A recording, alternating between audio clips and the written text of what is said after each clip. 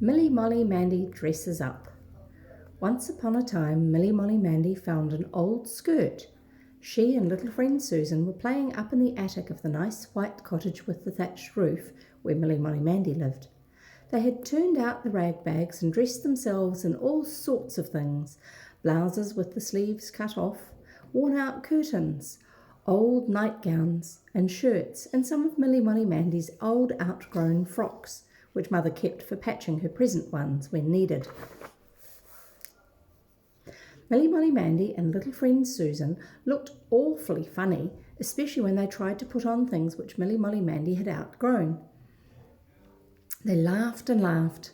The attic was rather a nice place for laughing in. It sort of echoed. Well, when Milly-Molly-Mandy found the old skirt of Mother's, of course she put it on.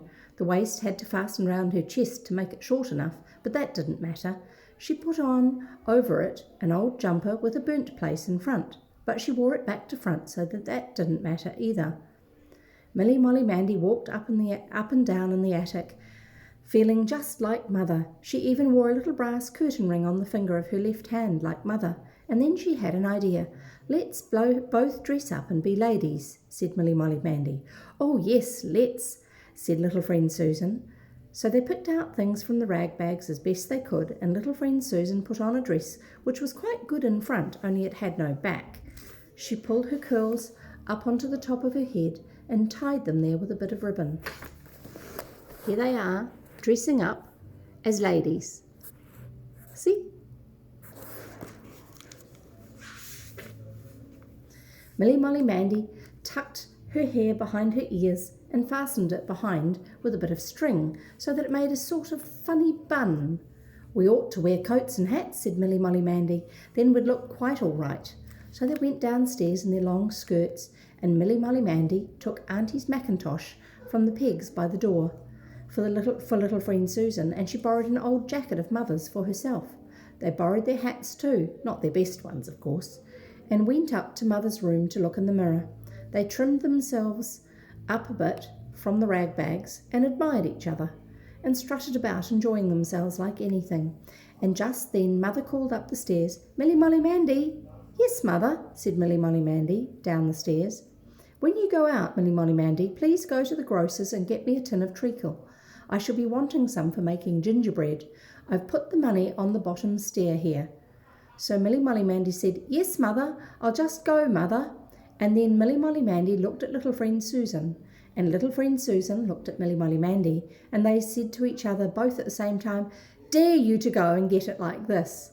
"Oh," said Milly-Molly-Mandy, and "Oh," said little friend Susan. "Dare we?" "I'd have to tuck up my sleeves, they're too long," said Milly-Molly-Mandy. "Tell you what, Susan, we might go by the fields instead of down the road. Then we wouldn't meet so many people. Look, I'll carry a shopping basket and you can take an umbrella because it's easier when you've got something to carry. Come on." So Milly-Molly-Mandy and little friend Susan crept downstairs and out at the front door so that Mother and Father and Grandpa and Grandma and Uncle and Auntie mightn't see them, and they went down the front path to the gate. But there was a horse and cart clip-clopping along the road, so they hung back and waited till it went by. And what do you think? The man driving it saw someone's back view behind the gate, and he must have taken it for granted that it was Mother or Auntie or Grandma, for he called out, "Good morning, ma'am," as he passed.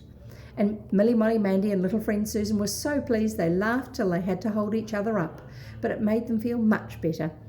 They straightened their hats and hitched their skirts, and then they opened the gate and walked boldly across the road to the stile in the hedge on the other side. It was quite a business getting over that stile.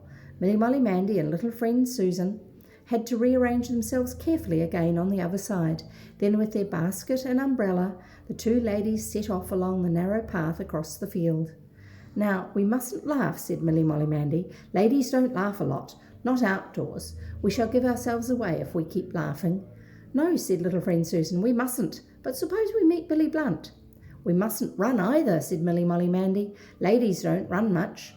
"No," said little friend Susan, "we mustn't, but I do hope we don't meet Billy Blunt."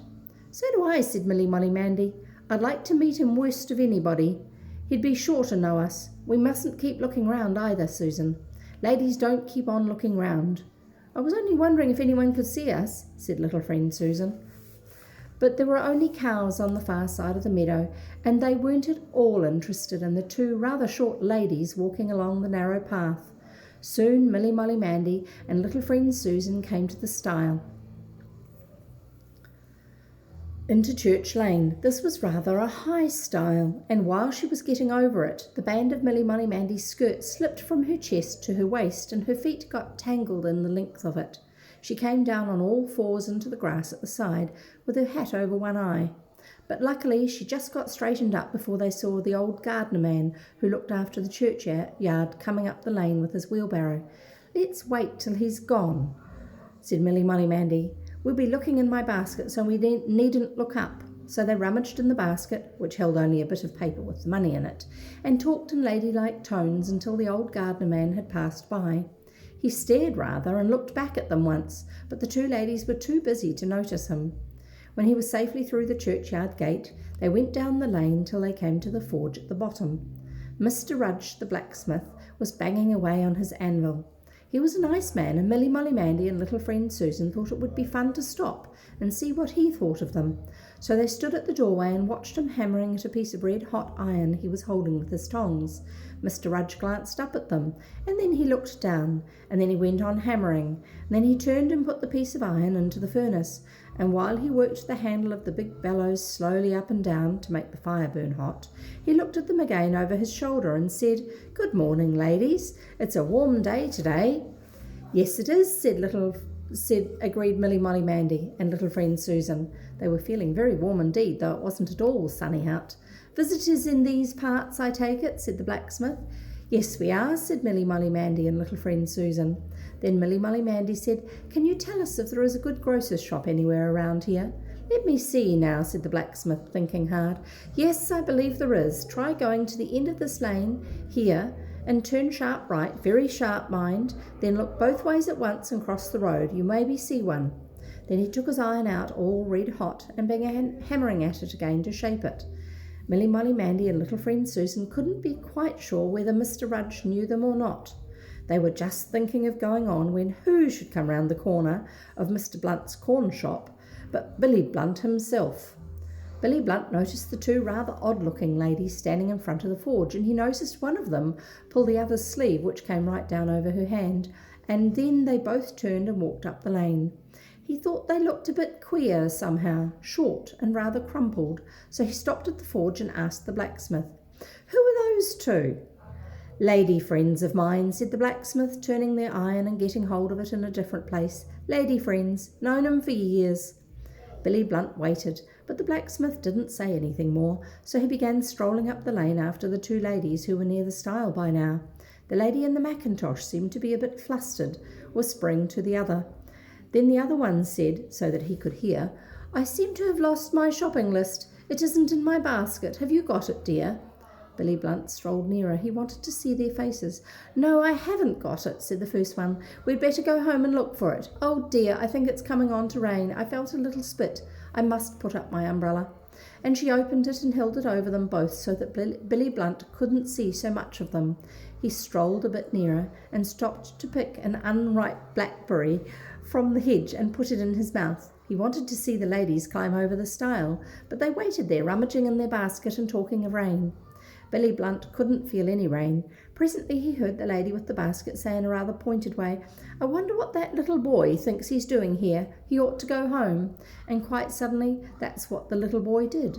At any rate, he hurried off down the lane and out of sight. Then Milly-Molly-Mandy and little friend Susan, very relieved, picked up their skirts and scrambled over the stile and set off back across the fields.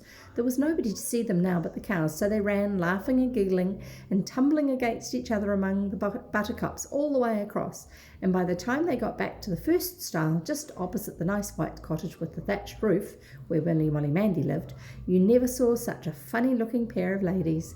Little friend Susan's hat trimming had come off, and Milly-Molly-Mandy had stepped right out of her rag-bag skirt after it tripped her up 3 times, and they were both so out of breath with giggling that they could hardly climb over onto the road. But the moment they landed on the other side, somebody jumped out at them from the hedge, and who do you suppose it was? Yes, of course, it was Billy Blunt.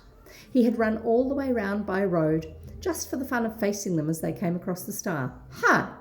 Think I didn't know you? He asked, breathing hard. I knew you at once. Then why didn't you speak to us? Asked little friend Susan. Think I'd want to speak to either of you looking like that? Said Billy Blunt, grinning. I don't believe you did know us. Not just at once, said Milly-Molly-Mandy, or you'd have said something even if it was rude. Look, said little friend Susan, there's someone coming. Let's go in quick. So they scurried across the road and through the garden gate.